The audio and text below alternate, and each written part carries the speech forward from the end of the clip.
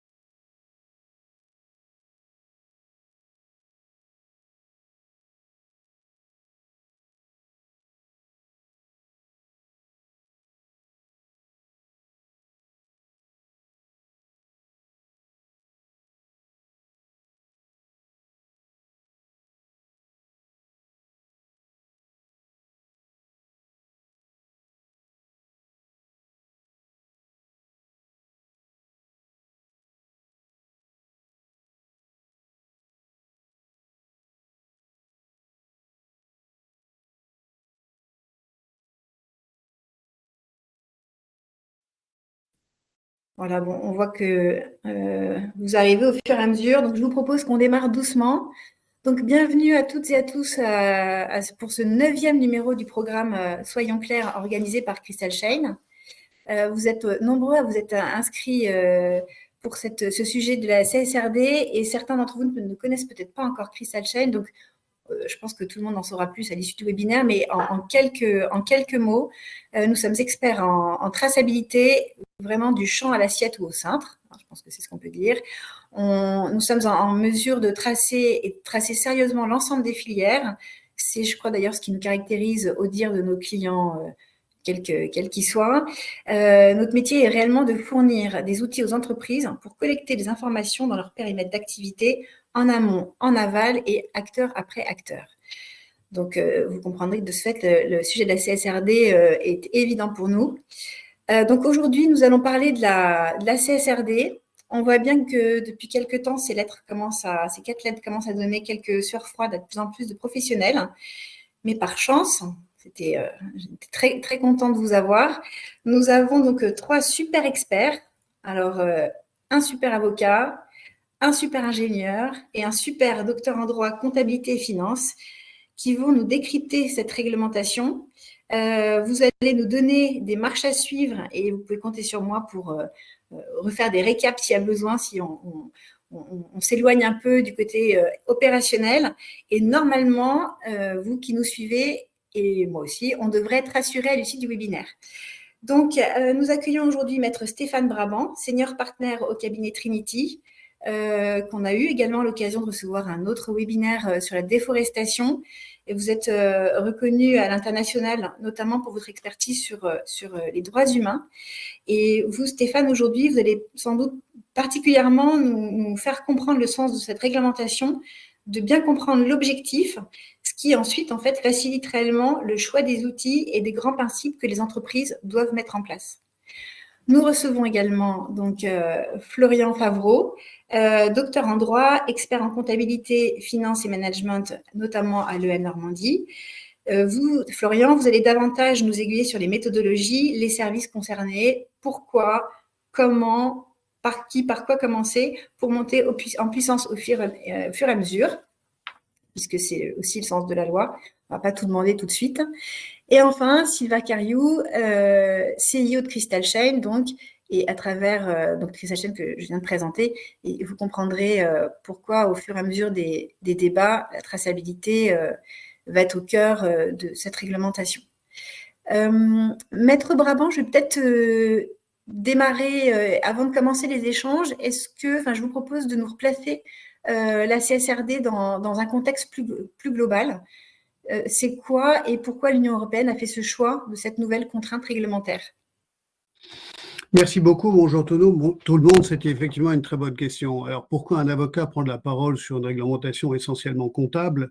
On a envie de dire que c'était à Florian de prendre la parole le premier, mais c'est pour resituer un petit peu le texte dans un objectif plus général. Il n'y a rien de plus important pour bien comprendre un texte, même quand il est d'une nature très spécifique, comme ici, une nature comptable, de le replacer dans un contexte juridique plus global.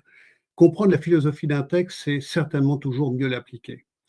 Alors, cette CSRD, c'est encore un acronyme parmi tant d'autres. Il y en a beaucoup qui suit la NFRD, bon, encore un autre acronyme, qui était l'ancien reporting non financier, toujours d'actualité d'ailleurs, puisque aujourd'hui on parle d'un texte qui n'est pas encore mis en application. Donc, ça n'est jamais facile d'aborder des textes qui ne sont pas encore en vigueur et qui vont être appliqués. Donc, pas beaucoup d'expérience en réalité.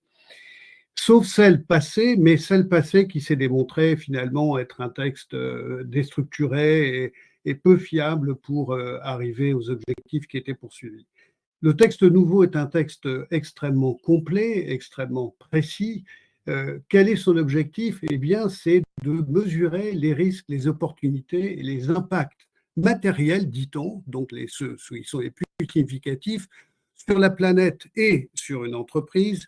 Ça sera cette fameuse notion de double matérialité, des critères dits ESG. Alors ESG, c'est encore un acronyme qui fait quelquefois un petit peu, comme on dit certains, dont la définition est problématique. Et c'est vrai que ce n'est pas toujours non plus très clair. Donc des sommes d'acronymes avec des contenus quelquefois pas toujours très clairs, si ce n'est cette CSRD qui en réalité, vous allez le voir, répond à ce manque de clarté par peut-être un grand souci de détail, quelquefois par certains vont être trouvés comme étant excessifs, mais en tous les cas, qui ne sont pas finalement aussi difficiles à appliquer que ça, même si la réglementation paraît complexe. Il convient certainement de la démystifier et c'est ce qu'on a envie de faire aujourd'hui très très brièvement. Alors cette CSRD, c'est quoi? C'est un outil qui est là pour quoi faire? Eh bien, il est là pour participer, dans la partie comptable, à ce qu'on appelle la durabilité, encore un mot qui peut paraître parfois un peu obscur, de la planète. Et cette durabilité de la planète, c'est quoi? Eh bien, ça veut dire que tous ces aspects environnementaux, ces aspects sociaux, ces aspects humains, ces aspects de gouvernance, tous ces aspects-là doivent aujourd'hui s'améliorer. Et cette amélioration de la planète passe par l'amélioration, et ça c'est la nouveauté, de cette prise en compte aussi de ces critères en question par les sociétés. Donc ce n'est plus que les États qui doivent se soucier d'un certain nombre de ces choses-là, c'est les États, mais aussi dans leur rôle réglementaire, c'est-à-dire de l'imposer aux sociétés. Et ça vient de Kofi Annan à Davos en 99 qui disait aux sociétés, il est temps de donner une face humaine au marché, il est temps de prendre en compte l'ensemble de ces critères, en plus des critères financiers dans l'administration des sociétés. Les sociétés prennent de l'importance, son rôle doit aussi prendre de l'importance. Donc il y a une prise de conscience qui s'est faite par un droit d'abord qui a été très souple, c'était voulu par les entreprises, et qui s'est finalement endurci, et très curieusement, par les entreprises, plus que par les États. C'est les entreprises qui ont pris compte de ces critères. Pourquoi? Parce que poussés par les consommateurs, par les investisseurs aussi, on va y revenir, qui ont une place prépondérante à jouer. Et ça a provoqué une espèce de révolution des états d'esprit des sociétés. Et au fur et à mesure, ce droit par les sociétés, c'est ça qui est assez extraordinaire, s'est endurci. Et les sociétés se sont rendues compte qu'il fallait devenir économiquement efficace, d'être socialement équitable et d'être écologiquement soutenable, pour citer un auteur. Alors, au fur et à mesure de cet endurcissement, le législateur s'en est emparé. Ça n'est pas rare que le législateur s'empare d'un sujet après le fait que les faits soient là pour le pousser un petit peu à s'en emparer. Et ça, c'est aussi une société des entreprises qui, en réalité, ont besoin de savoir, ou l'ont exprimé, beaucoup d'entre elles, d'avoir des règles claires, de savoir où elles vont, de ne pas être mis sur les décisions de consommateurs ou d'investisseurs sans savoir exactement ce qu'il fallait faire. Respecter les droits humains, l'environnement, tout ça, c'est bien, mais comment faut-il le faire? Quelles sont les règles qu'il faut suivre? Et en réalité, un participant disait que ça fait trop de réglementation, c'est une réglementation qui devient un petit peu abusive ou une frénésie normative, comme il disait, mais c'est en réalité pour mieux entourer quelque chose qui est un but. Alors a commencé la réglementation. Alors, il y a eu les accords de Paris en 2015 pour contenir le changement climatique, le devoir de vigilance français, la loi Pacte, le RSE, et puis le pacte vert de l'Union européenne. Et ce pacte vert, c'est vraiment le socle de toute cette réglementation qui a permis un cloisonnement de réglementations très différentes, la taxonomie, la déforestation, un certain nombre de règles, de la ferme à la table, des principes, les principes de durabilité, les principes aussi d'économie éco-circulaire, etc. Tous ces principes qui sont devenus tout à fait cohérents les uns les autres pour servir un objectif qui est celui de la décarbonation, c'est-à-dire l'Europe climatiquement neutre en 2050. C'est le but poursuivi. C'est ce qui est poursuivi. Comment faire pour arriver à avoir une Europe climatiquement neutre en 2050? Et tous ces textes sont venus foisonner les uns derrière les autres par secteur, quelquefois de façon plus générale, pas toujours facile à comprendre parce qu'épars, c'est parce que quelquefois complémentaire, quelquefois elle ne l'était pas. Le clé du système, c'était de se dire, mais il faut que cet ensemble cohérent devienne cohérent dans son application, et la meilleure des solutions, c'est par le secteur financier. C'est de dire, ayons une finance durable, veillons à financer les secteurs qui contribuent à cet objectif. Et la meilleure des choses, c'est la lecture des résultats des sociétés. Quoi de mieux que de lire bien le résultat des sociétés, que ce soit les résultats financiers, mais a été ajouté les résultats non financiers. Et c'est là où on arrive dans cette réglementation CSR. Comme dit Alexandre Rambaud de façon très pertinente, la façon de faire de la comptabilité dépend de la finalité, mais qu'est-ce qu'on souhaite mesurer? Eh bien, on souhaite mesurer non plus simplement les résultats financiers, mais ceux qui le sont plus financiers et qui relèvent de ces critères de l'environnement, les droits humains, de la gouvernance, etc. Et on y ajoute, parce que c'est une bonne traduction de ce qui doit se faire, que tous ces critères doivent être audités par des auditeurs, et même les avocats vont faire partie des possibles auditeurs, c'est ça la nouveauté. Donc, comme quoi les avocats sont impliqués parce que c'est une réglementation complexe et doivent être publiés. Ils doivent être publiés comment? Eh bien, conformément à des normes européennes qui ont été décidées, les normes ESRS. Ces normes sont extrêmement détaillées, particulièrement détaillées, et elles envisagent un certain nombre de questions, la prise en compte des défis environnementaux, le traitement des employés, le respect des droits humains, la lutte contre la corruption, la diversité dans les conseils d'administration. Et tout cela au travers de ce qu'on appelle cette double matérialité, c'est-à-dire uniquement de prendre en compte les éléments importants, les incidences importantes sur les risques, sur les opportunités, les impacts, non seulement sur la question de durabilité, mais comment ces questions affectent le résultat aussi des sociétés. Donc c'est en fait ce que les sociétés génèrent comme risque et ce qu'elles subissent comme risque. Des risques climatiques, des risques des droits humains, des risques des communautés locales. Qu'est-ce qu'elles génèrent comme risque dans toute leur chaîne de valeur? Qu'est-ce qu'elles subissent comme risque? Et là, le lien est fait entre cette norme comptable et ce qui a été arrêté hier, pas plus tard qu'hier, l'autre directive, qui est la directive sur les due diligence, les diligences raisonnables.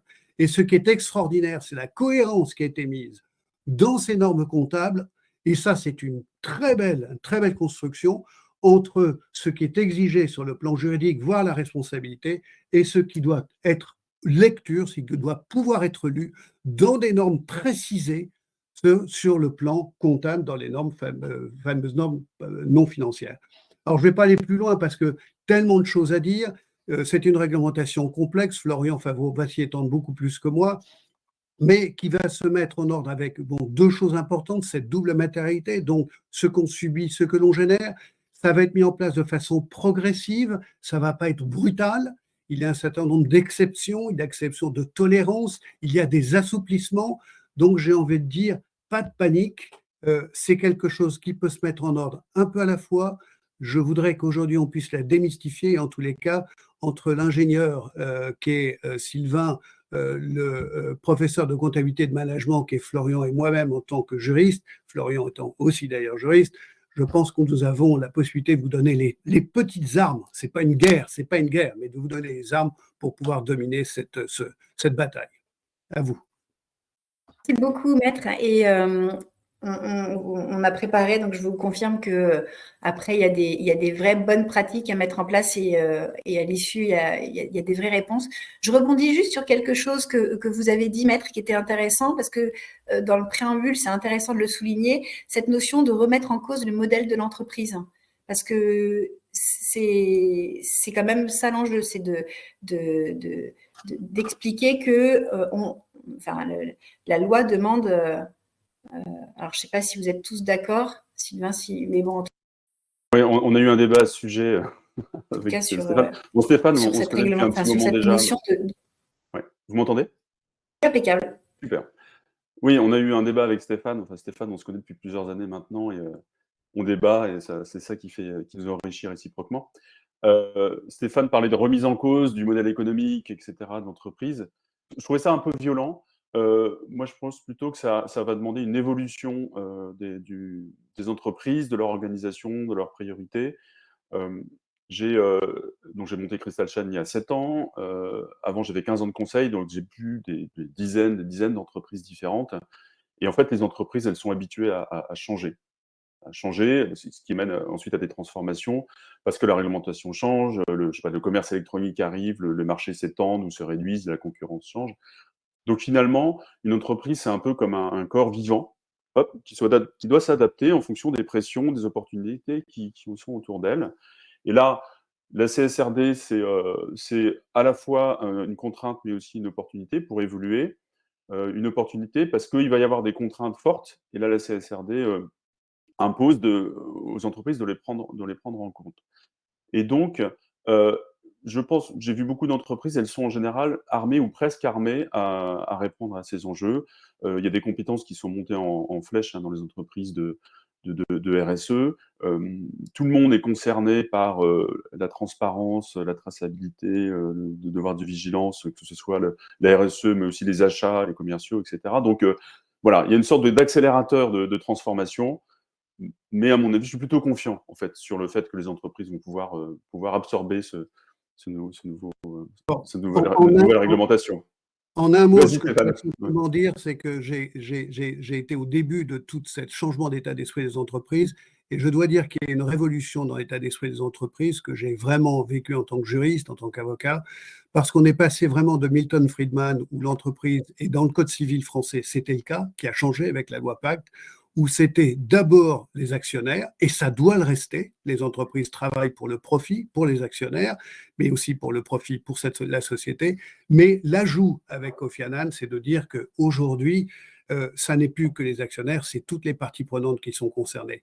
Et le changement d'état d'esprit pour les entreprises a été quelque chose qui n'a pas été toujours facile et qui reste quelque chose qui doit être mis en œuvre progressivement. Merci. C'est vrai que c'est un challenge, mais ce qu'on peut considérer comme des contraintes, c'est-à-dire quand on voit la liste de tous les data points à remplir, on peut avoir des grosses sueurs froides, mais en même temps, c'est ce que vous allez on voir avec vous, Florian, c'est que c'est aussi comme des pointillés à suivre et que normalement, si on arrive à tout remplir étape par étape, on y arrive. Donc, c'est l'objet de notre deuxième... pardon, d'ailleurs, petite parenthèse que j'ai oubliée au début. Contrairement à d'autres webinaires, cette fois, on vous propose de poser vos questions au fur et à mesure. Et si jamais votre question concerne le sujet qu'on est en train d'aborder, on la posera immédiatement. Et évidemment, les autres questions seront posées à la fin. Du coup, Florian, effectivement, est-ce que vous pouvez nous préciser les obligations? Parce que là, on parle de comptabilité, donc on remet vraiment en lumière cette matière, et tant mieux. Qu'est-ce que ça veut dire pour l'entreprise? Oui, bonjour à tous. Un mot juste avant les obligations.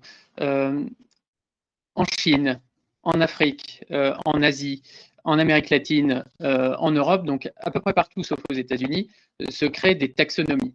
Ces taxonomies, ce sont des listes d'activités économiques qui seront considérées comme durables et donc financées par les États. Les États ne vont pas changer d'avis sur la liste des activités économiques qui sont durables, comme l'a rappelé l'Union européenne dans 2 textes, REPower EU et Net Zero Act Industry. REPower EU, c'est un texte dans lequel l'Union européenne prend acte du fait que dans 5 ans, les volumes de pétrole, de gaz, de charbon disponibles en Europe seront beaucoup plus faibles qu'aujourd'hui. Alors, pas 50% plus faibles, mais seront plus faibles. Nous aurons des difficultés d'approvisionnement en lithium, en cuivre, etc. C'est la même chose pour un certain nombre de biens liés à l'énergie et liés aux matières premières pour la Chine, pour l'Afrique, d'où l'existence de ces taxonomies. C'est à ça que sert la CSRD en réalité, c'est-à-dire que les États sont en train d'organiser les choses par rapport à ces futures difficultés. Dans 5 ans, les entreprises qui auront innové avec intelligence seront celles qui seront capables de produire des services de qualité dans ces nouvelles conditions. Et donc l'Union européenne, grâce à la CSRD, va pouvoir regarder quelles sont les activités économiques de chaque entreprise et ne financer que ce qui permet demain d'être compétitif dans ce cadre-là. Et donc c'est à ça que sert la CSRD. La CSRD, article 19 bis et 29 bis de la directive comptable de l'Union européenne, vous demande de lister 2 choses. Tout d'abord, quels sont les impacts de l'activité de l'entreprise sur les questions de durabilité, donc environnement, social et de gouvernance, l'anticorruption, etc., mais aussi l'inverse, c'est-à-dire l'impact des questions de durabilité sur votre modèle d'affaires. Je vous donne 2 exemples pour que ce soit très clair. L'impact de l'entreprise sur la durabilité, ça peut être, par exemple, si vous êtes dans le textile, la façon dont vous prenez en compte les questions de sécurité dans une usine qui se trouverait chez l'un de vos fournisseurs au Bangladesh. Avez-vous en tête ces questions? Qu'avez-vous mis en place de façon à vous assurer de ne pas déclencher quelque chose, une situation qui serait difficile? Le Bangladesh, mais beaucoup d'autres États sont des États dans lesquels les normes évoluent et l'impact de ce que nos sociétés, nos entreprises font là-bas est très important. Le deuxième point, eh bien, si nous restons au Bangladesh, l'impact des questions de durabilité sur votre modèle d'affaires, elles sont très claires. Si les usines de vos fournisseurs sont sous les eaux dans 1 an, dans 2 ans, si elles l'ont déjà été, si elles sont appelées à l'être à nouveau, ça signifie que les flux d'argent que vous pensez vous rentrer dans 1 an, 2 ans, 3 ans sont certainement surévalués. C'est quelque chose que vous devez dire à vos actionnaires et votre banquier va vouloir le savoir et l'Union européenne va vouloir le savoir. Donc c'est ça, en fait, ce que vous allez intégrer dans votre rapport de gestion. Dans votre rapport de gestion, concrètement, vous allez commencer, par décrire votre modèle commercial et la stratégie de l'entreprise, pour ensuite décrire la façon dont chaque question de durabilité est impactée par votre activité et l'inverse. La liste des questions de durabilité est connue puisqu'elle est fondée en fait sur les conventions internationales. Donc, ces conventions existent et continueront d'exister. Tout le monde est d'accord aujourd'hui sur ce que c'est la biodiversité, sur ce que c'est le climat, sur ce que c'est l'économie circulaire, les approvisionnements en eau. Tout le monde est d'accord sur ce que c'est que le travail forcé, les conditions de travail. Il existe des conventions internationales sur ces questions. Tout le monde est d'accord sur ce que c'est que l'anticorruption. Il existe des conventions internationales sur ces questions. Donc, ce sont ces normes-là qui sont reprises dans les normes ESRS qu'évoquait Maître Brabant, les normes européennes de durabilité. Et donc, l'erreur absolue à ne pas commettre, c'est de se dire, ce dossier, c'est un dossier comptable. Le comptable va ajouter quelques éléments dans mon rapport de gestion et ce sera terminé. Ce n'est pas du tout comme ça que ça va se passer. En fait, chaque année, dans le rapport de gestion se trouveront des informations qui seront obligatoirement données sous un format digital qui permettra aux financeurs de comparer immédiatement les entreprises et de savoir quelles sont les entreprises qui sont exposées à des risques dans 1 an, 2 ans, 3 ans, 4 ans en raison de questions de durabilité et quelles sont au contraire les entreprises qui sont finançables, sont financés dans ce cadre-là et seront encore en plein développement dans 1 an, 2 ans, 5 ans, étant donné les conditions qui seront celles dans lesquelles nous serons. Et donc, il faut bien avoir ça en tête. C'est une réflexion sur le modèle d'affaires, c'est une réflexion sur l'innovation dans l'entreprise qui doit se faire en réalité, non pas avec uniquement le comptable et la direction juridique, mais qui doit se faire au plus haut niveau de l'entreprise et surtout aussi avec les parties prenantes d'une façon précise, mais j'imagine que vous me poserez des questions plus précises sur les parties prenantes par la suite.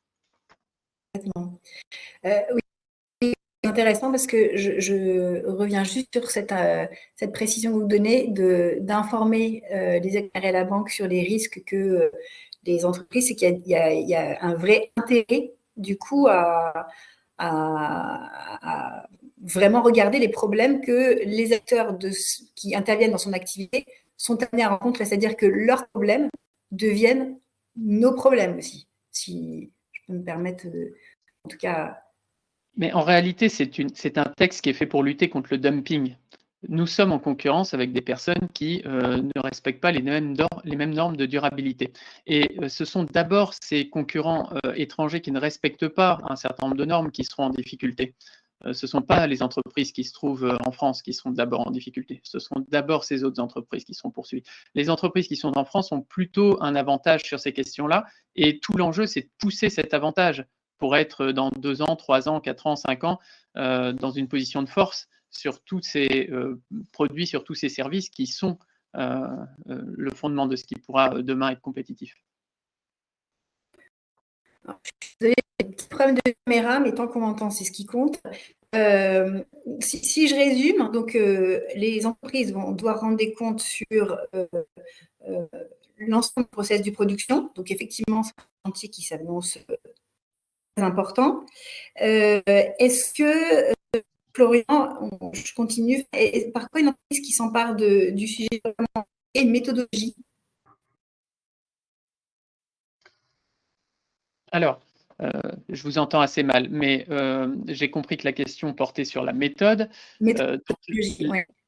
La méthode, 3 points sont importants. Le premier, c'est de ne pas oublier que la première chose qu'on va demander à l'entreprise dans son rapport de gestion, c'est de décrire son modèle commercial et stratégique et la façon dont il est exposé d'un point de vue lié à la durabilité. Donc, il faut qu'il y ait un travail au plus haut niveau sur les types d'activités économiques qui seront finançables demain, qui seront pertinentes demain. Ça, c'est le premier point, c'est le départ de la méthode. Ensuite, il faut effectivement mettre en place une réelle conduite du changement qui associe notamment les achats, qui associe les commerciaux, qui associe les fournisseurs, qui associe les parties prenantes de façon plus générale. C'est extrêmement clair dans les textes en réalité. Il existe des listes selon votre type d'activité, selon votre secteur d'activité, des parties prenantes avec lesquelles vous devriez parler. Comment est-ce que vous devriez organiser ce dialogue? Tout ça est cadré par les textes en réalité. Donc, il faut être accompagné de quelqu'un qui sait faire cela et qui le fera bien. Mais le piège, encore une fois, c'est de ne le faire qu'au niveau de la comptabilité parce que vous ne parviendrez pas en fait à en tirer un profit. Vous allez perdre de l'argent en demandant uniquement au service comptable de le faire. Là, vous pourriez gagner des marchés en réalité si vous avez vraiment réfléchi à la conduite du changement. Et puis le troisième point qui est important, ce sont les parties prenantes. Sur toute la chaîne de valeur, il faut associer les parties prenantes. On peut évidemment envoyer simplement des questionnaires et travailler à partir de questionnaires, mais c'est l'occasion en fait d'aller beaucoup plus loin et de faire quelque chose de beaucoup plus efficace avec les parties prenantes en réalité. Si je ne rallume pas le micro, ça va être facile. Du coup, en fait, c'est là où je rebondis et je fais la transition avec Sylvain. C'est que quand on parle de parties prenantes, en gros, dans notre jargon, on parle des différents intervenants et acteurs de l'ensemble de la supply chain. Donc, ça, c'est en ça, effectivement, qu'on voit qu'il y a cette, je ne vais pas dire obligation, mais cette nécessité de tracer de toute façon. Oui, oui, on t'entend. Bon.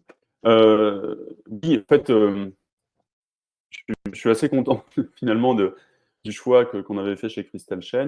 Il y a quelques années, quand on a lancé l'activité, on s'est dit, on repérait peut-être un peu après Stéphane, mais assez en avance quand même, que le monde des affaires allait vers plus de transparence et plus d'éthique, et que pour ça, il allait falloir proposer des outils qui permettent de répondre à ces nouvelles exigences. Il commence à y avoir des exigences réglementaires, pas mal d'exigences des ONG et des consommateurs. Et donc, on a monté notre activité autour de ça, la traçabilité. Alors, au début, c'était collecter des informations sur l'origine des matières et leur transformation. Petit à petit, ça s'est enrichi. Non, la traçabilité, c'est beaucoup plus riche. C'est collecter des infos sur les contrôles qualité qui ont été faits, les audits sociaux, les consommations d'énergie, l'impact carbone, etc.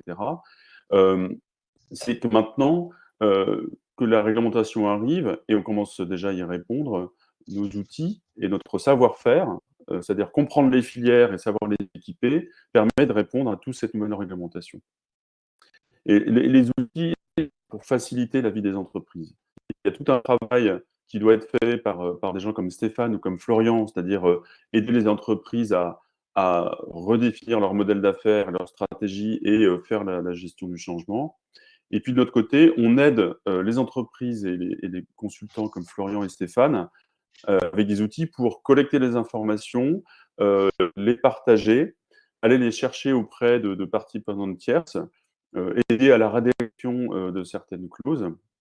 Et bien sûr, on ne remplacera jamais à 100% les humains, parce que tout est comment dire, que Florian a vraiment fait insister sur la gestion du changement, c'est-à-dire, j'en ai parlé tout à l'heure aussi, c'est tous les gens qui sont dans les entreprises vont devoir un peu, beaucoup changer leur manière de travailler, et nous, on propose des outils pour les aider, c'est-à-dire collecter des informations, les vérifier, les partager, et ensuite les livrer en interne ou en externe pour les rapports extra-financiers. Merci beaucoup. Tu as fini, Sylvain? Oui, j'ai terminé. Je voyais qu'il y avait une question intéressante je la pose, effectivement. Ouais. Oui. De Stan, effectivement, comment la CSRD peut-elle être un outil contre le dumping social constaté avec la fast fashion? Les entreprises de textile habillement d'origine chinoise, notamment, sont-elles soumises à cette réglementation? C'est une bonne question, ça. Et la réponse est oui. Alors, non seulement c'est oui, les entreprises qui ont une activité, alors soit les entreprises qui interviennent dans la chaîne de valeur d'une entreprise européenne, soit certaines entreprises qui ne sont pas européennes seront soumises aux mêmes éléments. Il faut savoir aussi que du côté chinois, il y a un grand nombre de problèmes environnementaux que le Parti communiste a bien identifiés depuis un certain temps. Et donc, il existe un groupe de travail permanent entre la Chine et l'Union européenne pour harmoniser les normes, non pas sur les droits humains sans grande surprise, mais plutôt sur l'environnement. Et donc, sur l'environnement, oui, il faut s'attendre à c'est une convergence des normes qui est en train de se faire. Et donc, il ne faut pas imaginer que on pourra y passer, passer outre ces questions-là. Donc oui, effectivement, dans le rapport de gestion, vous devrez indiquer où vous en êtes sur toutes ces questions-là et aussi les questions liées au travail des enfants, au travail forcé, etc. Et oui, effectivement, une activité économique ne peut être qualifiée de durable et donc finançable par un fonds ESG et donc finançable par des crédits européens que si elle respecte les normes fondamentales, les garanties minimales, c'est ainsi que c'est appelé dans les textes, les garanties minimales, notamment en termes de droits humains, et l'environnement fait partie des droits humains. Merci beaucoup. Je reviens sur, Maître Brabant l'évoquait tout à l'heure, la notion de devoir de vigilance, effectivement, et qui fait écho justement à ce qu'on a dit sur les différents acteurs de la supply chain. Comment est-ce que c'est conjoint en fait à la réglementation sur la CSRD? C'est imbriqué. Hein. Oui, tout à fait. Alors, je voudrais revenir sur un point ou deux qui ont été soulignés par Florian et qui est très important. D'abord, il faut que les participants qui nous écoutent soient bien conscients que l'Union européenne n'a pas abandonné les entreprises avec une réglementation qui apparaît complexe sans leur donner de bons outils. Et c'est vrai que les textes qui ont été adoptés, c'est vrai qu'ils sont importants. Il y a un texte, c'est 280 pages d'un acte délégué, mais qui aident à se poser les bonnes questions. Donc, c'est des instruments très utiles qui aident à se poser les bonnes questions, sachant que les auditeurs, donc les personnes qui seront chargées de vérifier, de vérifier les informations de durabilité que les entreprises auront mis dans leur rapport de gestion, ces auditeurs, eux aussi, vont consulter ces textes pour se poser les bonnes questions et savoir si les entreprises répondent aux bonnes questions qui doivent atteindre cet objectif qui est l'objectif de durabilité, donc cet objectif du pacte vert. Il y a plein de questions à se poser, que ce soit sur l'implication des parties prenantes, de la chaîne de valeur, des différents thèmes. Alors, ça a été divisé. L'annexe comptable prévoit 12 secteurs, et avec des sous-secteurs, et des sous-sous-secteurs, et des questions à se poser. Ça va paraître un petit peu complexe si vous prenez ce document dans les mains. Comme le disait Florian tout à l'heure, peut-être qu'il faut le mettre dans les mains de gens qui ont cette spécialité ou cette sensibilité de savoir accompagner ces bonnes questions et savoir bien y répondre et anticiper ce que pourront être les vérifications des auditeurs. D'autant que ce sera publié dans votre rapport de gestion et que donc, et ça, Florian l'a bien souligné, c'est utile pour les investisseurs, mais toute la communauté, je dirais ce que j'appelle un peu les nouveaux juges, les consommateurs, les sociétés civiles et autres qui pourront avoir accès à ces informations, c'est un petit peu le but. Maintenant, le lien entre la CSRD et les autres textes, il est évident. Une fois de plus, la comptabilité, c'est le reflet, c'est une traduction d'un certain nombre aussi d'obligations juridiques. Et la CS3D, qui est le nouveau devoir de vigilance, mais qui sera au niveau européen, qui seront donc applicables en France, et donc la loi française sera modifiée, est un lien direct avec le comptable. C'est normal. Comment peut-on imaginer qu'il y ait dans la comptabilité des informations qui ne répondent pas aux questionnements qui sont les questionnements qui sont d'obligation juridique? C'est naturel. Et donc, le lien est naturel aussi. Et ce qui est tout à fait extraordinaire, c'est que ces documents comptables font même allusion aux principes directeurs des Nations Unies, qui sont la base de toute cette réglementation qui était de 2011. Donc, il y a, ce que je disais tout à l'heure, finalement une grande cohérence entre ces textes qui fait que la comptabilité sera le reflet, doit être le reflet de l'ensemble de ces respects de l'obligation. La question qu'on peut se poser en tant que juriste, et qui se posera, c'est dans quelle mesure, dans le cadre des obligations de vigilance, que je ne vais pas détailler, ce n'est pas le sujet aujourd'hui, est-ce que la responsabilité des entreprises pourrait être engagée sur la base d'un certain nombre d'éléments qui auront été ou pas portés, ou portés et mal portés, ou insuffisamment portés dans les informations qui sont exigées au niveau des informations non financières dans leur comptabilité. Ça, c'est quelque chose qui méritera d'être examiné de très très près, parce que les conséquences, c'est des conséquences qui sont celles des sanctions, mais là, je pense que je vais au-devant d'un autre sujet que vous vouliez évoquer. Merci beaucoup, Maître. Florian, est-ce que, justement, sur ce... Je vous laisse intervenir si vous voulez donner des exemples ou n'hésitez pas. Sur la question des sanctions ? Oui, alors sanctions, oui, parce que là, Maître Brabant, effectivement, l'évoquait, de toute façon, indirectement, et vous parliez tout à l'heure, Florian, de cette notion d'investissement de l'Europe qui regardera avant. Donc, est-ce que vous pouvez nous en dire, parce que je pense que ça, c'est une question, si je ne la pose pas, on va l'avoir sur la question des sanctions, celles qui sont déjà connues, et sans parler de celles qui pourront venir effectivement après. Je pense que sans s'étendre sur ce sujet trop longtemps, on doit dire trois choses. La première chose, c'est qu'évidemment, un rapport de gestion doit être exact et qu'il est audité par un commissaire aux comptes ou par un tiers indépendant. Et donc, il est hors de question de créer de faux documents ou de faire remonter des informations qui seraient fausses. Voilà, donc là, les sanctions sont claires, faux et usage de faux, 375 000 € d'amende, etc. Peu importe. Donc, le rapport de gestion, comme toute norme comptable, doit être respecté. Bon, c'est la première chose. La deuxième, vous l'avez souligné, l'accès à des financements sont possibles si vos activités économiques sont considérées comme durables. Et ce ne sont pas uniquement les fonds de l'Union européenne. L'Union européenne a prévu 4,5% de son PIB. C'est absolument gigantesque, qui ne va que sur ce type d'innovation, Mais les grands investisseurs privés utilisent les mêmes critères. Donc, il faut avoir en tête cet élément-là. Et puis, le troisième élément, c'est, comme le soulignait Maître Brabant, le fait que le pacte vert, c'est un ensemble de réglementations qui sont cohérentes les unes avec les autres. Et donc, quand bien même vous ne seriez pas... Enfin, il faut vérifier votre situation spécifique. J'ai en tête un client pour lequel il est question de cacao qui vient de Côte d'Ivoire, mais aussi surtout de tourteau de soja qui vient du Brésil. Bon, est-ce qu'il y a des risques? Oui. À partir du moment où on parle du Brésil, et en l'occurrence de ce type de produit, il y a un risque lié à la déforestation, à des déplacements forcés de population, à du travail forcé, peut-être même à des assassinats ciblés de leaders syndicaux, toutes sortes de choses pour lesquelles, oui, bien sûr, le commissaire aux comptes va être alerté, il va vérifier, est-ce que ce que vous dites est crédible dans votre rapport de gestion? Vous ne pourrez pas simplement dire, je n'étais pas au courant.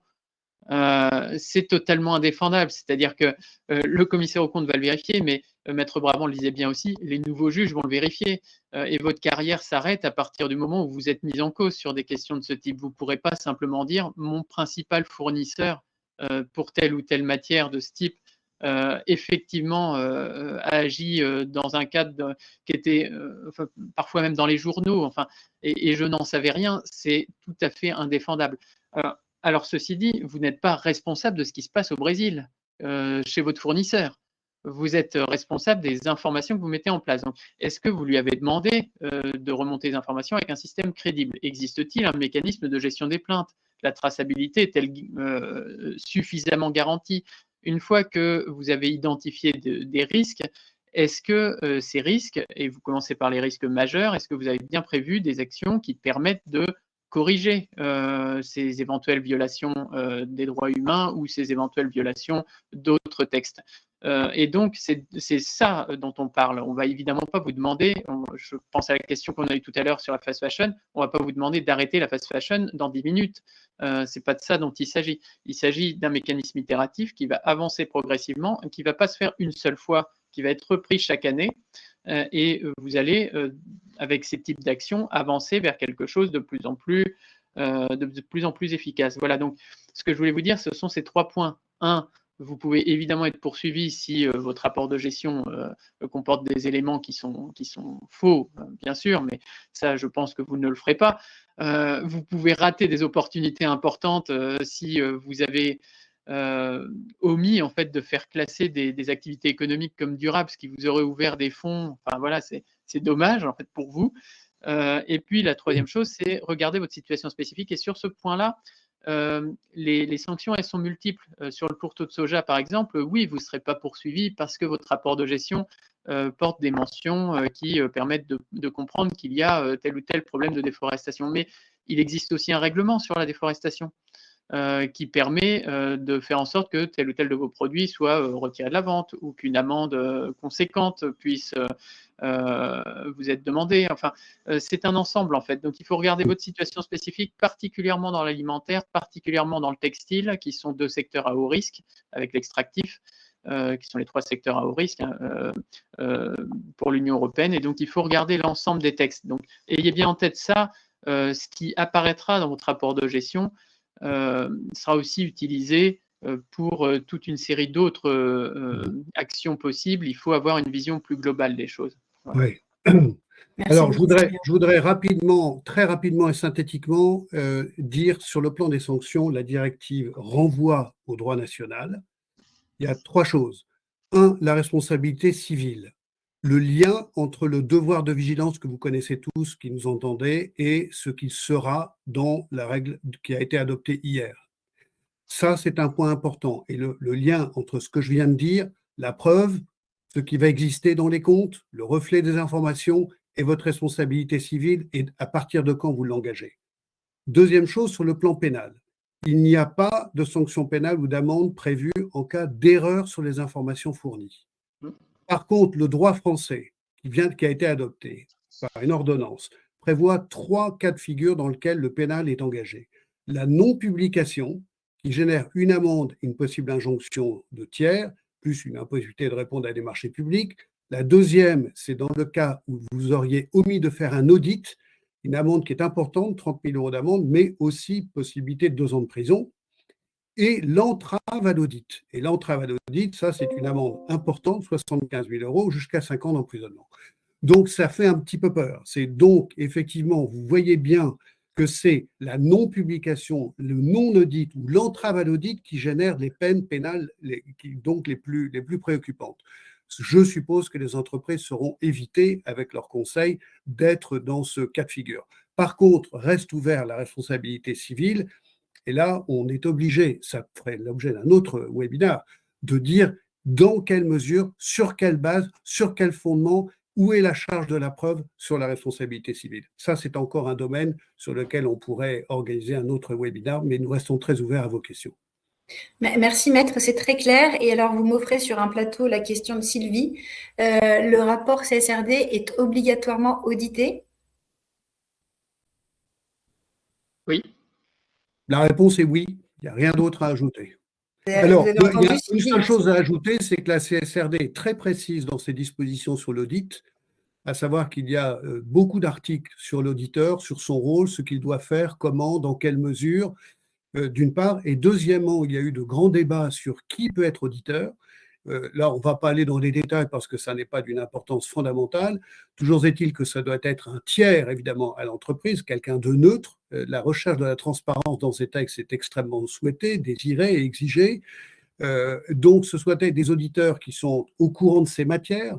Il est précisé la nécessité d'avoir des auditeurs qui connaissent cette matière, qui l'ont presque apprise ou qui ont pu, pour certains, et alors là, c'est aussi l'ouverture à des auditeurs tiers qui ne sont pas des auditeurs commissaires aux comptes, qui seraient, ça va jusque dans des tiers, et ça peut être aussi, ça a été accepté par des avocats, et des avocats qui devraient être formés, ce qui est une bonne chose. C'est un programme, j'ai compris, de 90 heures de formation et qui sera sanctionné par un organisme qui s'appelle, si je ne me trompe, l'OPRAC, qui sera chargé de valider la formation de ces auditeurs qui sont des auditeurs non auditeurs professionnels. J'espère répondre à la question, mais ça mériterait beaucoup plus de détails s'il le fallait. On est à votre disposition. Oui, effectivement, à l'issue du webinaire, on enverra de toute façon le lien du replay et des éléments qui reprennent l'échange à tous les inscrits avec les coordonnées des intervenants. Il y a une autre question, on a pas mal de questions effectivement sur, je pense que ça c'est plus Maître Brabant et Florian, quelles sont les entreprises concernées par la CSRD dans la première vague? Alors, pour la première vague, on va pas aller dans les détails absolus. Enfin, Florian, n'hésite pas à reprendre la parole. Dans un premier temps, ce sera la mise en œuvre de cette directive, c'est au 1er janvier 2024, donc c'est dans quelques jours. Cela veut dire que le premier exercice 2024 sera un premier exercice qui devra faire l'objet de ces informations de durabilité par les entreprises, mais pas toutes, simplement celles qui étaient soumises jusqu'à présent à la réglementation actuelle de la déclaration non financière. Ce sont les entreprises dites d'intérêt public qui sont donc ce sont des grandes entreprises cotées sur les marchés réglementés et celles qui auraient 500 salariés, 40 millions de chiffre d'affaires ou 20 millions de total de bilan, plus des établissements de crédit et les entreprises d'assurance, et qui donc devront faire au 1er janvier 2025 le premier reporting au titre de l'exercice 2024. Ensuite, ça s'étale, comme quoi ça a été mis en œuvre de façon progressive. Ensuite seront soumis les entreprises donc sur l'exercice 25, déclaration 1er janvier 2026. Ce sont les grandes entreprises de plus de 250 salariés et 20 millions de bilan ou 40 millions de chiffre d'affaires.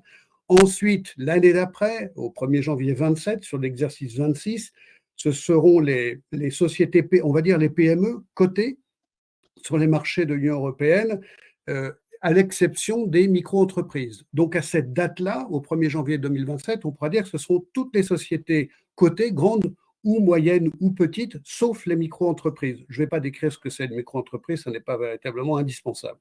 Et dernièrement, et ça c'est la nouveauté, c'est l'aspect extraterritorial qu'on retrouve dans le devoir de vigilance, qui va faire que les entreprises, la réponse aux entreprises chinoises aussi, deuxième partie du raisonnement de Florian, qui va faire que l'objectif européen, c'est de mettre toutes les entreprises sur un pied d'égalité, dans une même situation de concurrence. C'est une préoccupation très légitime des entreprises qui a été écoutée par la Commission, le Conseil et le Parlement, et qui fait que donc les sociétés étrangères ayant des activités en Europe supérieures à 150 millions d'euros de chiffre d'affaires seront soumises, et à partir de 28, aux mêmes déclarations de reporting de durabilité Alors c'est un petit peu plus restreint parce que ça porterait que sur les impacts sociaux et environnementaux, mais pour chaque entreprise d'ailleurs, il faut voir que la réglementation, par exemple les PME, les exigences sont moins dures que pour les grandes entreprises, c'est plus souple. C'est pareil dans le devoir de vigilance. Il y a une cohérence des textes qui est tout de même assez soignée. On ne peut pas aller dans les détails aujourd'hui, on est à votre disposition à nouveau, entreprise par entreprise, pour vous dire à quoi vous êtes soumis, à quoi vous êtes obligé, dans quelle mesure et quand. Toutes ces choses-là sont à la fois complexes dans leur approche des textes, mais finalement relativement simples quand on connaît bien les textes, qu'on a pu prendre un peu de recul. Mais en tous les cas, l'objectif de mettre toutes les entreprises sur un pied d'égalité est quelque chose que l'on peut considérer comme ayant été fortement bien envisagé par l'Union européenne, qui en fait va donner à la planète ce qui est attendu, cet objectif de décarbonisation, cet objectif de respect des droits humains, ces objectifs qui ajoutent aux résultats financiers, des résultats, comme a dit Florian tout à l'heure, les résultats non financiers qui seront appréhendés par les investisseurs qui, eux, décideront d'investir ou pas dans les entreprises qui respecteront l'ensemble de ces anciennes et nouvelles valeurs, pour résumer. Très clair. Merci beaucoup, Maître. Il y a une question qui, justement, pour ces premières entreprises, à propos des obligations et engagements que l'entreprise indique dans le rapport de gestion, l'entreprise doit-elle s'engager dès la première année sur les impacts de son scope 3 ? Donc voilà, est-ce qu'en fait, elle doit répondre dès la première année sur, comme c'est étape par étape ? Est-ce qu'elle… je ne sais pas si la réponse est claire. Enfin, la question est claire. Florian ? J'ai pas entendu ce que Maître Brabant. Pardon, en fait, est-ce que… Non, mais je crois que, Florian, si vous pouvez répondre, en fait, est-ce que les entreprises qui sont concernées dès 2024 le sont également sur le scope 3 ? Alors, le scope 3 est prévu dans les normes européennes de durabilité, effectivement. Donc, ensuite, il faut voir au cas par cas, en réalité. Il faut voir par rapport au type d'activité que vous avez, etc. Ok, parfait. On a également une autre question. Quel type de changement, innovation, produit, process, supply chain, sourcing seront mis en éclairage, seront lisibles dans un rapport de gestion comptable chiffré? Alors, quel type de changement, innovation, produit, process, supply chain, sourcing seront mis en éclairage, seront lisibles dans un rapport de gestion comptable chiffré? Alors, je ne sais pas si… Si. Je comprends l'idée. En fait, dans les considérants de la CSRD, donc l'Union européenne explique que la distinction entre le financier et le non financier n'est pas nécessairement pertinente dans ces questions. Et donc, il est question à partir de la CSRD de plus en fait faire une distinction nette parce que les questions de durabilité ont un impact financier en réalité. Elles ont un impact financier. Et donc, il y aura des éléments chiffrés pour l'ensemble de ce qui figurera dans le rapport. Ceci dit, dans le rapport, il est bien question d'un certain nombre de KPI, d'indicateurs clés, et tout n'est pas chiffré. Tout n'est pas chiffré. Par exemple, sur les normes anticorruption, ce sont des éléments qui sont relatifs au type de violations qui ont été constatées ou pas, qui sont relatifs à la mise en place de tel ou tel type de process. Avez-vous mis en place les 6 étapes des principes directeurs des Nations Unies, tels qu'ils apparaissent dans les recommandations de l'OCDE? Ça, ce n'est pas quelque chose qui nécessite un chiffrage en euros. Mais en revanche, ce sont des garanties minimales qui sont nécessaires pour que l'investissement concerné soit ensuite considéré comme durable. Je vais prendre un ou deux exemples, je ne sais pas.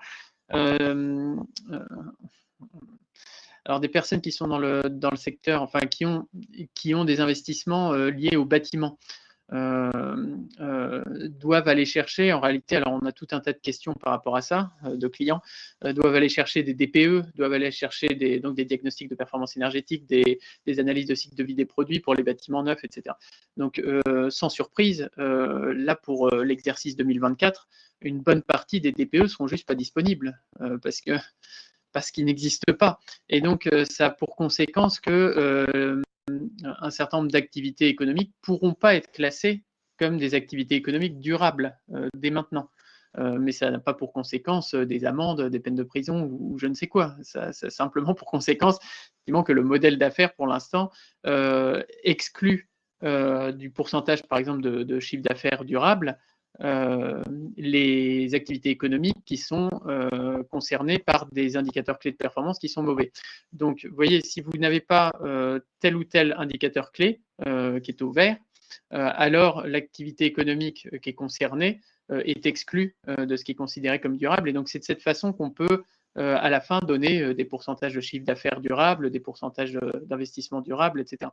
Donc on arrive à quelque chose de financier à la fin, mais avec un système d'indicateurs clés de performance en amont qui permettent de valider ou pas un certain nombre de garanties minimales sur l'ensemble des activités. J'espère avoir été clair. Moi, je l'ai compris. Donc, merci beaucoup, Florian. Ce que je réalise, contredisez-moi, Florian et Stéphane, bien sûr, c'est que jusqu'à présent, tout ce qui était comptable, c'était des chiffres, c'était des euros ou des dollars qui s'additionnaient, qui soustraillaient, et puis derrière, on fait un bilan. Maintenant, on passe à des rapports qui incluent aussi du descriptif, qui n'est pas toujours standardisé, parce qu'il y avait une question sur le standard. Ça complexifie un peu les choses et ça complexifie l'analyse. Et l'intérêt de la norme CSRD, c'est d'essayer de normaliser au maximum la manière de collecter l'information et la manière de la restituer pour faciliter la lecture. Mais néanmoins, effectivement, il y a des choses qu'on ne peut pas mesurer. On essaye de mesurer l'impact sur la biodiversité, ça peut se mesurer, mais il y a des sujets sur lesquels on est obligé de faire une description, et derrière, il y a un humain qui va lire ça pour pouvoir évaluer l'impact de l'entreprise. L'auditeur va le lire, et derrière, les financiers vont le lire aussi. Oui, c'est tout à fait vrai, ça. C'est tout à fait vrai, Sylvain. C'est une très bonne remarque. Et ce qui peut aussi complexifier un petit peu la réflexion des entreprises, c'est qu'elle va devoir aussi inclure dans ses informations de durabilité ou rapport de durabilité, je répète, durabilité, ça veut dire tout ce qui a trait à l'environnement, le changement climatique, les êtres humains, les droits de l'homme, la gouvernance, etc., ce qu'elle génère et ce qu'elle subit. Donc, vous voyez, c'est deux entrées. Donc, c'est important qu'il peut avoir une influence sur ses comptes. Et elle doit en plus le faire de façon prospective. C'est-à-dire, ce qui est attendu dans les informations, c'est que les entreprises puissent, d'une certaine façon, mesurer par des chiffres, ou en tous les cas par un descriptif, de dire, bon, voilà ce qui se passe, voilà ce que je vais générer comme risque, et voilà les risques que je vais devoir subir, et comment ça va se chiffrer, comment ça va avoir de l'influence sur mes comptes, sur mes résultats financiers, parce que les investisseurs ont besoin de le savoir. Les investisseurs ont besoin de savoir si un changement climatique va avoir de l'influence sur vos comptes, va avoir besoin de savoir si ça va les obérer. Et de la même façon, il va avoir besoin de savoir si votre activité peut avoir une influence négative aussi sur ces plans-là. Et pas uniquement aujourd'hui, mais aussi demain ou après-demain. C'est-à-dire les mesures que vous allez prendre pour pouvoir essayer d'éviter, contourner, prévenir ou justement mettre fin à quelque chose qui pourra avoir des influences négatives, mais aussi tout ce qui peut se passer dans l'avenir, donc de façon prospective. On ne va pas aller dans les détails, mais on voit bien que c'est une attitude nouvelle que les entreprises doivent avoir. Alors, c'est une évolution ou une révolution. J'ai une tendance à parler de révolution pour ce qui… Alors, pour être d'accord avec Sylvain, on va mettre le mot évolution toutes lettres et puis le petit R entre parenthèses devant, comme ça on sera tous les deux d'accord. Mais il y a quelque chose pour les entreprises qui n'est pas toujours simple à mener. Et je comprends que des entreprises puissent dire, quand un interlocuteur qui est peut-être là aujourd'hui disait que c'est une frénésie normative qui va nous tuer, je comprends cette phrase. Malheureusement, on ne peut pas faire autrement pour arriver à cet objectif. Le but, c'est l'objectif. Comment faire autrement? Ces réglementations sont utiles. Donc voilà, Sylvain a parfaitement raison. Est ajouté, mais je vais laisser Florian, qui est bien plus qualifié que moi sur le plan comptable, confirmer cet avis, c'est-à-dire qu'il y aura plus de littérature dans les chiffres.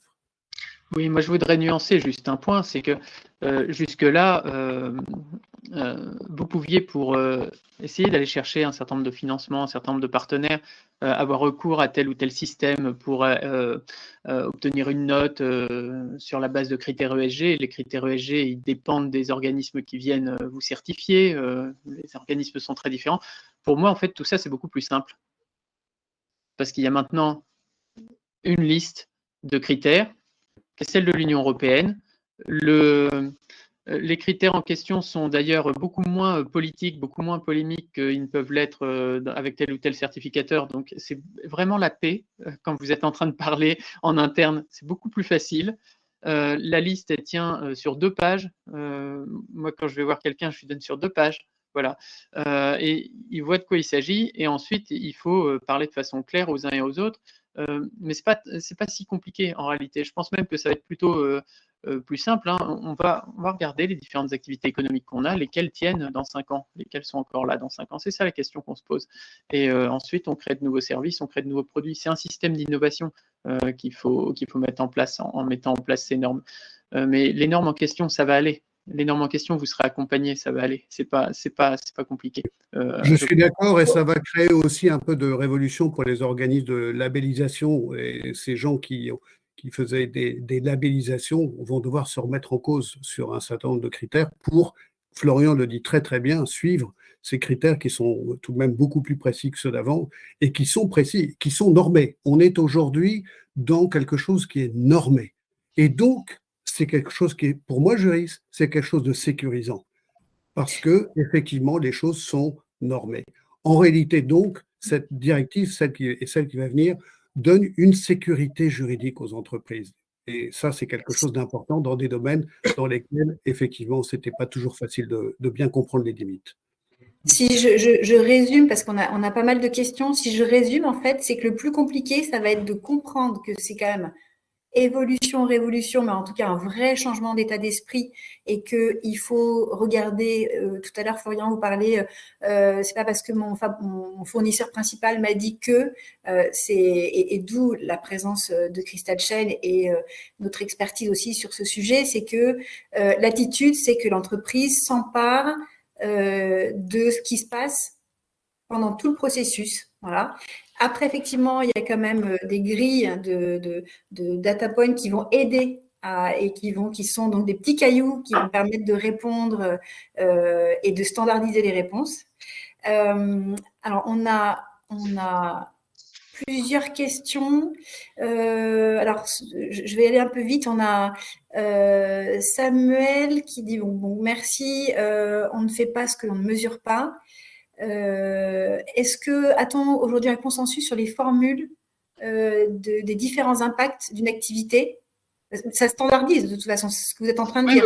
Oui, c'est ce que je suis en train de dire. Et en fait, vous me voyez depuis 1 heure réfléchir, parce qu'à chaque fois qu'on me pose une question, j'ai un exemple très très concret qui me vient, mais la plupart du temps, j'ai une alerte qui me dit j'ai pas le droit de le dire. Bon, donc le plus simple en vérité pour ces questions-là, c'est d'en parler directement à un conseil, parce qu'en réalité, effectivement, il y a des listes de critères qui sont très précis, des métriques qui sont précises. Vous êtes dedans, vous êtes à côté, et c'est secteur par secteur. Et donc là, il faut parler en fait avec la personne concernée en direct. Alors ça, c'est important ce que vient de dire Florian. Il y a une standardisation qui amène une certaine sécurité pour justement répondre à la norme, au phénomène normé de cette réglementation. Maintenant, on attend des réglementations qui vont arriver bientôt et qui sont sectorielles. Les normes sectorielles ne sont pas encore publiées. Elles vont arriver et elles vont s'inspirer, par exemple, des normes sectorielles de l'OCDE. Ça, c'est un bon exemple. Avec Florian, nous travaillons, par exemple, sur le domaine minier, mais on a travaillé sur le problème des forêts. Chaque cas, chaque entreprise doit être pris de façon individuelle. Il ne peut pas y avoir de cadre où on puisse se dire voilà un cadre général, je réponds à ce cadre et je serai tranquille. Un peu ce que l'on appelle en droit anglais le tick the box. Ce n'est pas un tick the box. C'est quelque chose qui doit être remis en cause à chaque fois. Mais je suis d'accord avec Florian. Avec une bonne connaissance du secteur d'activité, une bonne connaissance de sa chaîne de valeur et cette sensibilité à ces objectifs que l'on doit remplir, les choses peuvent devenir beaucoup moins complexes qu'on ne le pense. Donc, effectivement, mon introduction, c'était dire de démystifier. Je vois qu'on arrive un peu à la fin. J'espère qu'on a un peu démystifié. Et en tous les cas, on reste très à l'écoute. Je pense, Maître Brabant, que vous avez répondu à cette question donc, de Simon dans l'agroalimentaire. Quelles sont les obligations sur le sourcing des matières premières qui s'appliqueront? Ça, c'est à venir, du coup. Oui, alors, enfin, on va voir si pour ce qui est sectoriel, mais non, ça reste vrai et d'actualité, en tous les cas, dans un devoir de vigilance ou dans la CS3D aujourd'hui, et qu'on retrouve les traces dans la CSRD, celle dont on parle aujourd'hui, effectivement, c'est ce qu'on appelle ces diligences raisonnables. Et les diligences sur la chaîne, toute la chaîne de valeur, y compris en agroalimentaire, c'est très sensible. Et il y a des cas aujourd'hui qui ont été portés devant les cours des tribunaux français. Il y a une obligation de tracer, et c'est là où effectivement vous comprenez maintenant la logique, la cohérence du travail que l'on fait avec avec Christelle Chen en traçabilité, Florian Favreau en comptabilité plus particulièrement, et moi-même en juridique, c'est cet ensemble cohérent qui va faire qu'on va donner une réponse en agroalimentaire, par exemple, à pourquoi la traçabilité, jusqu'où, jusqu'à quel rang, dans quelles conditions, sur quels facteurs. Est-ce que c'est une traçabilité sur les droits humains, sur le climat, sur tous les impacts que peuvent avoir, et les impacts, alors maintenant avec la RSE, puisque la CSRD, elle n'est pas que les impacts négatifs, c'est aussi les impacts positifs. Donc c'est aussi tous ces impacts positifs qu'on peut avoir. Il ne faut pas être non plus que négatif. Et c'est là, c'est un travail qui est un travail de réflexion par secteur d'activité qui n'est pas très, très, très complexe. Et avec Florian, on a d'ailleurs développé une expérience précisément en agroalimentaire. D'accord. Donc ça, de toute façon, effectivement, comme vous parliez, Florian, de données confidentielles, à chacun après de prendre contact si... Oui, le principe général, il est au F de l'alinéa 2 du 19 bis de la directive comptable, c'est-à-dire qu'il faut mettre en place des diligences raisonnables, okay, et les diligences raisonnables, ça fait 20 ans qu'elles sont mises en place sur la base des guides de l'OCDE. Donc, il y a un guide de l'OCDE 2016 sur l'alimentaire qui vous précise effectivement un certain nombre de choses. Ensuite, il faut aller voir au cas par cas, c'est-à-dire qu'effectivement, on ne peut pas garantir d'un point de vue juridique la sécurité d'une entreprise comme ça en 30 secondes dans un webinaire. Il faut aller voir exactement quelles sont ces activités, quel type de cas se sont posés, quel type de recommandations de l'OCDE par rapport à ces cas existent. Mais ça, c'est en fait le travail que fera l'auditeur et il faut le faire un petit peu avant pour vérifier qu'on est dans les clous. Mais oui, sur l'agroalimentaire en particulier, je vous disais, agroalimentaire, textile, extractif, c'est les secteurs à risque, c'est les secteurs à haut risque identifiés pour lesquels il y a des textes. Voilà. Bon, on va déborder un petit peu parce qu'on a encore quelques questions. Une question de Nicolas. Les critères sociaux, emploi en Asie sur produits importés versus industrie locale, emploi en France par exemple, seront-ils pris en compte ? Oui. Oui, les critères sociaux, ils sont pris en compte. Ils sont pris en compte à plusieurs niveaux. En quoi vous impactez les populations locales ? Souvent, on n'y pense pas, mais il y a toute une série de process. En quoi, comment les choses sont organisées chez vos fournisseurs ? Comment les choses sont organisées dans vos filiales ? Comment les choses sont organisées chez vous ? Donc, l'ensemble est pris en compte. Alors, il y a une question également. Sur ce sujet, je voudrais dire que, par exemple, il y a une question qui se pose beaucoup pour certains d'entre vous sur le travail des enfants au travail forcé. Avec quelques confrères, on est en train de mettre en place une charte sur le travail des enfants. Pourquoi ? Parce que c'est beaucoup plus complexe qu'on ne le pense, en ce sens que certains peuvent comprendre il faut arrêter tout de suite un contrat quand on découvre qu'il y a du travail des enfants. Ce n'est pas le cas. La réglementation internationale qui s'applique, ça, je pourrais venir là-dessus, fait que les choses doivent être faites de façon beaucoup plus subtile, de façon beaucoup plus sensible et de façon beaucoup plus responsable que cela.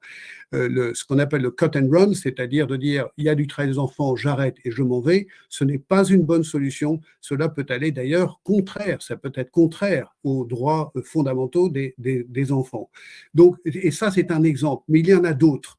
Et c'est pour ça que j'ai envie de dire, comme l'a dit Florian tout à l'heure, à nouveau, c'est au cas par cas. Et ça mérite une réflexion au regard des réglementations applicables, y compris, et est intégrée dans la CSRD, la référence aux réglementations internationales. Donc, le Bureau international du travail, mais aussi des réglementations, par exemple, la réglementation sur le travail des enfants en fait partie.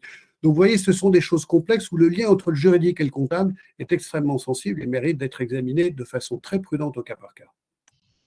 Merci beaucoup, maître. On a une question également d'Alice, mais je pense que je peux y répondre, qui demande, dans la mise en œuvre de ce suivi, qui dans l'entreprise va avoir cette charge ?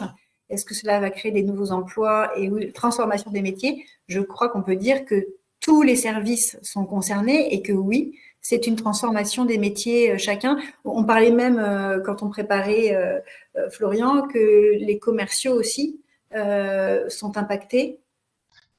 Et là, alors là, il y a deux écoles. Il y a un certain nombre de personnes qui disent qu'il y a quelques dizaines d'années, on a vu apparaître les services qualité et qu'aujourd'hui, on voit apparaître les services conformité. C'est ça, c'est vrai. Mais attention, le directeur, la directrice conformité ne peut pas faire seul des choses pareilles. Ça n'a aucun sens de penser que ça puisse être le cas. Donc là, c'est vraiment, ça dépend des entreprises. J'en ai eu une au téléphone hier dans lequel on me disait ce sont les comptables qui vont s'en occuper. et ils espèrent un petit peu d'ailleurs que ce sera uniquement comptable, voire même ils espèrent que l'élection européenne feront que les choses seront un petit peu plus simples. Je leur ai dit bon, vous m'appelez, vous me dites ça, votre pensée stratégique, c'est vraiment j'espère que l'élection changera le texte pour que je n'ai pas à faire mon travail dans 4 ou 5 mois. Bon, ils m'ont dit non, on voit bien qu'il faudra qu'on rappelle à un moment donné. Donc oui, ils sont bien conscients, c'est la direction qui m'appelle, ils ont bien conscience du fait que ça va concerner tout le monde. Vous commencez par décrire votre modèle commercial et stratégique. Et ensuite, vous classez quelles sont les activités pour lesquelles vous allez essayer d'être durable et donc finançable sur les 5 ans qui viennent. Vous ne pouvez pas faire ça uniquement avec le service conformité ou avec le service comptable. J'ai envie de faire un lien avec le fait que la réglementation va obliger, par exemple, certains avocats à se former pour pouvoir être des auditeurs. J'ai envie de dire aux entreprises, c'est un vrai métier. Ça n'est pas que de la compliance, la conformité. C'est quelque chose qui mérite beaucoup de recul. Et je pense qu'il y a des programmes de formation qui vont se mettre en place au fur et à mesure. C'est normal dans des programmes comme par exemple les programmes que mène Florian à l'université en Normandie. Il y a d'autres programmes qui se mettent en place. Et je pense qu'il va y avoir donc des gens très formés, de la même façon pour être auditeur, mais de la même façon pour agir dans le cadre des sociétés. Donc je crois que les sociétés doivent probablement envisager une organisation qui correspond aux exigences de ces réglementations et de pouvoir y répondre. Il y a toujours un volet formation dans l'accompagnement sur ces questions, bien sûr. Je voulais faire un commentaire sur ce sujet-là, de mon expérience que j'ai constaté pour tous ces projets de changement. Et là, la CRCAD, c'est quand même un projet de changement. Il y a plusieurs ingrédients. Alors, de dire que ça va être la compta qui va le faire, effectivement, ça ne marche pas. C'est comme dire c'est la qualité qui s'occupe de la qualité, ça ne marche pas non plus. Il faut quand même un sponsor. C'est quelqu'un qui a la responsabilité de faire avancer le sujet. Donc, ça peut être la compliance, ça peut être quelqu'un à la compta. Il faut aussi, le deuxième ingrédient, c'est que la direction générale donne le là, donne mandat à la personne, vous allez vous occuper de la CSRD et vous avez tout mon soutien. Et ça, que ce message soit passé à tous les services concernés, donc c'est-à-dire tous les services de l'entreprise. Il faut libérer un peu de temps de ces services. Et il y a aussi autre chose qui est plus difficile à décider, c'est que chacun soit sensible au sujet. Chacun le comprenne, que ce sujet de l'environnement, de l'impact de l'entreprise sur l'environnement et inversement, est important. Donc c'est une sorte de conviction intime. Et ce que je vois, c'est que ça devient de plus en plus évident. Il y a quelques années, l'environnement, personne n'en parlait, personne n'était sensible. Là, et puis avec les nouvelles recrues qui arrivent, tous ces sujets-là, tout le monde se sent concerné. Donc finalement, les ingrédients, on va arriver à le faire. Voilà, c'est un peu de direction générale, ligne directrice, impliquer tout le monde, être conscient de l'enjeu, et après, ça avance. Effectivement, et puis je pense aussi que le sujet, pour remettre la lumière dessus, c'est que de s'intéresser sur l'ensemble de son processus de production. On se rend compte on avait fait un webinaire il y a quelques temps sur les douanes. On se rend compte aussi qu'il y a plein de métiers dans l'entreprise qui sont concernés et presque tous les métiers sont concernés par ces sujets. On a une question de Sylvie qui en fait, c'est juste une petite confirmation, je pense. L'essentiel est de bien décrire la manière dont on agit, les process de l'entreprise. On est d'accord. On ne va pas nous demander demain d'être parfait. Et vous n'avez évidemment pas à rendre justice chez vos fournisseurs ou dans les populations locales concernées qui se trouvent au Bangladesh. C'est évidemment pas de ça dont il s'agit. Vous devez créer des informations, un système d'information, des systèmes qui permettent de remonter les plaintes. Vous devez prévoir des actions qui permettent de prévenir et d'atténuer les risques. C'est de ça dont on parle. Et donc, c'est un processus qui est évolutif chaque année. Et on n'attend évidemment pas de vous que vous deveniez soudain, que vous alliez vous substituer aux États dans l'ensemble de ces questions qui excèdent très largement ce que peut faire une entreprise, bien sûr. Je voudrais ajouter simplement que, rappelons-nous de façon globale, parce que les choses sont peut-être plus précises que ça, mais les entreprises dans ces matières-là ont des obligations de moyens. Je fais référence à une notion juridique. Il y a la distinction entre l'obligation de résultat et l'obligation de moyens. L'obligation de résultat, elle existe.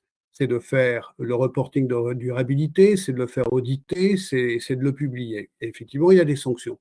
Mais sinon, vous avez bien vu que d'ailleurs, il n'y a pas de pénal en cas d'information qui est inexacte. Pourquoi? Parce que ce sont des obligations de moyens. Et le tout, c'est la réflexion sur l'éventuelle responsabilité civile. Ce serait un long débat passionnant, parce que c'est aussi le problème de la preuve, de la charge de la preuve, etc., etc.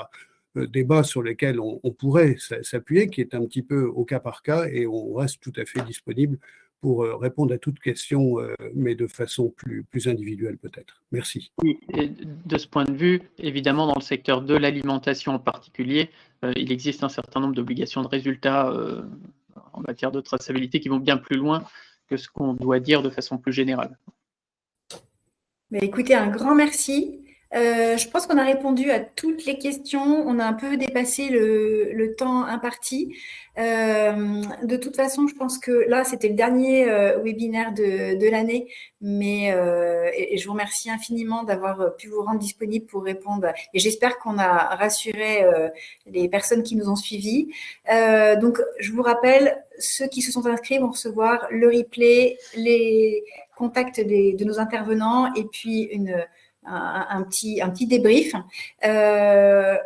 On refera, je pense, un autre webinaire courant 2024 pour préciser peut-être les obligations de moyens, de résultats. À chaque fois, Maître, c'est toujours un plaisir de pouvoir débattre sur ces sujets. On a compris aussi, et nous, on est très contents, que le sujet de traçabilité, c'est un vrai sujet parce qu'il s'agit vraiment pour les entreprises de voir leurs impacts. Et ça va devenir maintenant nécessaire. Et donc, je vous invite